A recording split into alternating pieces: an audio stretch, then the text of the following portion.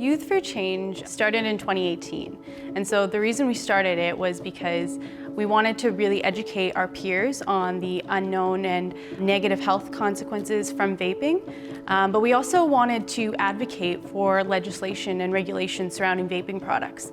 Where can you vape? Packaging, flavors, the age limit for purchase. And so one of the things at my high school that I really noticed was just like kind of a normalization of vaping culture. And so you'd see people take out vapes in the school, in the hallways, in the bathrooms. And so to me it was like, well, this is a really big concern because we don't know what we're putting into our bodies and how that's affecting our lung health.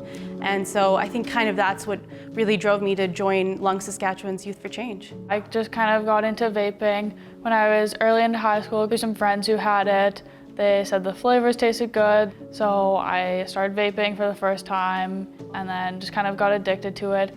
Just kind of grade 11, things shifted and I kind of figured that I needed to stop vaping, so then I got in contact with Jen and Lung Sask and so became part of Youth4Change.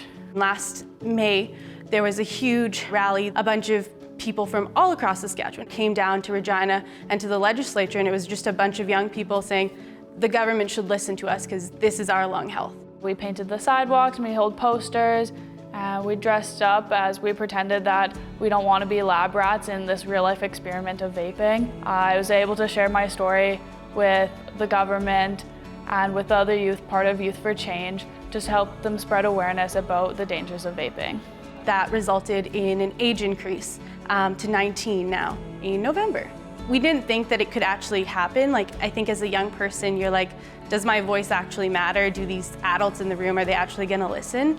And that moment when, Jen told us like, hey, this is actually happening, we're gonna get to go to Regina and they're gonna tell us it's gonna get passed in the House. We were like so happy and just so excited and motivated to continue. We're still working with the government to ban flavors for our youth. I think that is the most dangerous thing, and that is why a lot of youth start, and that is the reason that I started. So banning flavors would, I think, decrease the number significantly. Youth4Change has really done incredible things for me. I've grown as a person from becoming addicted to vaping, now not vaping for 3 years plus. It's opened up a lot of doors. I was able to go to Ottawa and talk at a Canadian Institute of Health Research about my experience.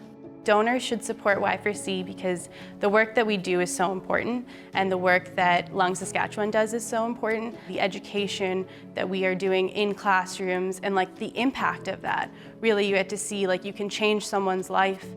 As a young person, if they're starting to vape, but then listening to our presentations, getting involved with Y4C, it might change their trajectory in life, and I think that's a reason why you should donate.